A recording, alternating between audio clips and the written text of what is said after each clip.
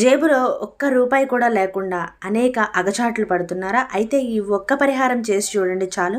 మీకు డబ్బు అనేది వర్షంలాగా కురుస్తుంది. ఆ లక్ష్మీదేవి అనుగ్రహం ఇట్టే కలుగుతుంది.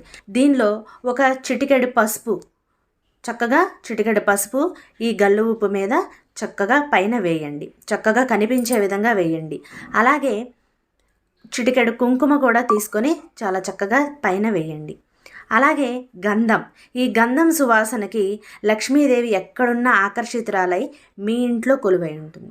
కాబట్టి గంధాన్ని ఇలాగా చక్కగా పైన వేయండి. లక్ష్మీదేవికి ఉప్పు అంటే ఎంత ఇష్టమో అలాగే మంచి సువాసన అంటే కూడా అంతే ఇష్టం. కాబట్టి ఈ ఉప్పులో ఈ గంధం అనేది ఏదైతే వేసి ఉంచామో దాని మీద ఈ రూపాయి బిళ్ళని వేసి ఉంచండి. ఇప్పుడు ఈ బౌల్ని తీసుకెళ్ళి చక్కగా మీరు పూజా గదిలో పెట్టుకోండి. పూజ గదిలో పెట్టుకొని శుక్రవారం కానీ మంగళవారం కానీ ఈ పరిహారాన్ని చేసి చక్కగా పూజ